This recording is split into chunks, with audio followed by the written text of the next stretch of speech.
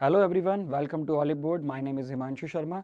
और जैसे कि आप सभी को पता है कि डिड यू नो का हमारा एक सेशन स्टार्ट हुआ है। इसमें हम लोग क्या कर रहे हैं, छोटे छोटे टॉपिक्स को डिस्कस कर रहे हैं जो कि आपके एग्जाम में पूछे जा सकते हैं। तो उससे आपका डाउट पूरा क्लियर हो जाए, ताकि क्वेश्चन अगर आए तो वहाँ से आप कवर कर पाएँ। तो आज के सेशन में मैं लेकर के आया हूँ आप लोगों के लिए यहाँ पर एक बहुत ही important topic, that is the MSME, micro small and medium enterprises, जिसे हम सूक्ष्म लघु मध्यम उद्यम के नाम से जानते हैं। तो सबसे पहले हम ये देखेंगे कि इंडिया में जो एमएसएमई है, इसको चलाने के लिए कौन सा एक्ट यहाँ पर काम करता है। तो एमएसएमई डेवलपमेंट एक्ट 2006 वो एक्ट है जिसके थ्रू हमारे देश में एमएसएमईज को चलाया जाता है।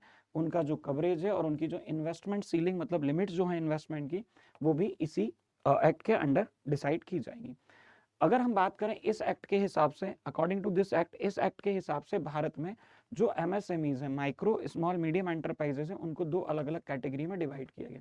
पहली जो कैटेगरी है that is the manufacturing category, और दूसरी जो है वो है सर्विस एंटरप्राइजेस कैटेगरी। तो दो टाइप के यहाँ पर एंटरप्राइजेस होंगे एमएसएमई में।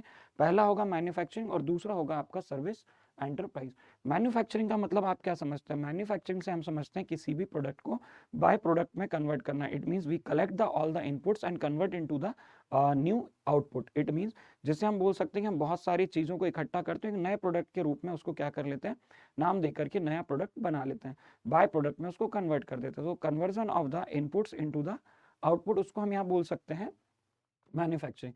तो यहाँ पर जो एंटरप्राइज एंगेज करेगा किस चीज में, प्रोडक्शन ऑफ गुड्स, जो कि किसी इंडस्ट्री की specified first schedule to the industries development and regulation act 1951 में डिफाइंड है, या फिर एम्प्लॉय करता है किसी भी प्लांट या मशीनरी को जो कि प्रोसेस करते हैं वैल्यू एडिशन फाइनल प्रोडक्ट में बनाने के लिए, और उसको कोई नाम, कैरेक्टर या फिर उसको यूज के हिसाब से उसका नाम वहां पर डिसाइड कर लिया जाता है।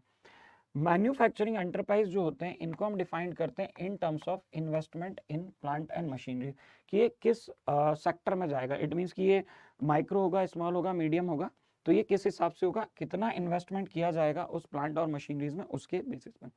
दूसरा होता है आपका सर्विस एंटरप्राइजेस। सर्विस एंटरप्राइजेस में क्या होता है, ये एंगेज होता है प्रोवाइडिंग और रेंडरिंग ऑफ सर्विसेज।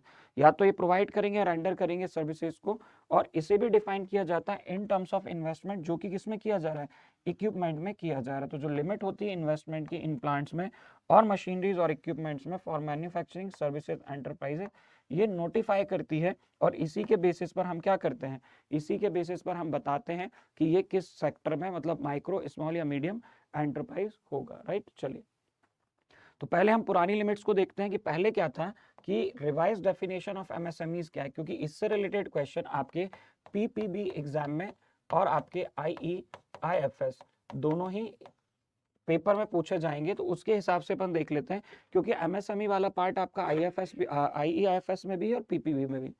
तो पहले क्या होता था क्राइटेरिया, कि investment in plant and machineries और इक्विपमेंट्स में कितना इन्वेस्टमेंट करेंगे, उसके बेसिस पर कैटेगराइज किया जाता था। तो माइक्रो, स्मॉल और मीडियम एंटरप्राइजेस ये हो गए।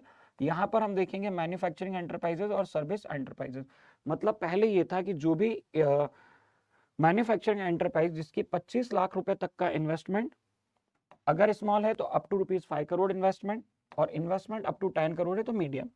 ऐसे ही सर्विस एंटरप्राइज में investment 10 lakh up to, investment up to ₹2 crore, और इन्वेस्टमेंट अप टू ₹5 करोड़ का जो यहाँ पर क्राइटेरिया होगा, ये एग्जिस्टिंग मतलब पहले हुआ करता था। अब हम बात करते हैं जो रिवाइज्ड है, जिसमें हम नई चीज की बात करेंगे। इसमें हमने क्या किया, कंपोजिट क्राइटेरिया किया, दोनों ही मैन्युफैक्चरिंग और सर्विस को, दोनों को यहाँ पर क्या कर दिया, कंपोजिट किया।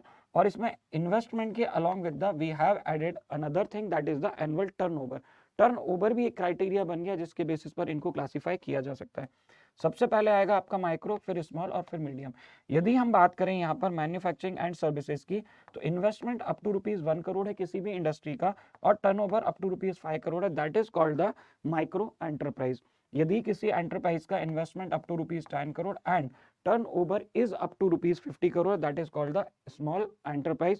And if the investment is up to ₹20 crore and turnover is up to ₹100 crore, that is called the medium enterprises. So इसको आपको याद कर लेना है। आपके एग्जाम में जो चीज पूछेगा वो सिर्फ इस वाले चार्ट से पूछेगा। तो 1 करोड़, 10 करोड़, 20 करोड़, 1, 10 और 20, 5, 50 और 100, मतलब सीधी सी बात है। यहाँ पे 1 करोड़ है, 10 करोड़ है, 20 करोड़ है, 1, 10, 20 इन्वेस्टमेंट हो गया है, और अगर हम टर्नओवर की बात करें तो करोड़ में जाएंगे और करेंगे 5, 50 और 100। तो 5 टेंजा 10 5 सॉरी 10 टेंजा 5 टेंजा 50, 50 टूजा 100 ऐसे याद कर सकते हो। 1 10 20 5 50 100 करो। सो ये हमारा यहाँ पर क्या हो जाता है, इस सेशन को हम करते हैं एंड।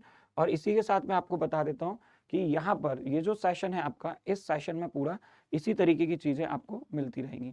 अगर आप हमारे बैचेस में एडमिशन लेना चाहते हैं, एनरोल होना चाहते हैं, तो आप यूज़ कीजिए कोड हिमांशु, तो आपको मिल पाएगा काफ़ी सारा डिस्काउंट अप टू 55% आज ही। Thank you so much for joining the session. अब हम मिलेंगे आपको नेक्स्ट क्लास में। सेशन को लाइक करें, शेयर करें and do not forget to subscribe the channel.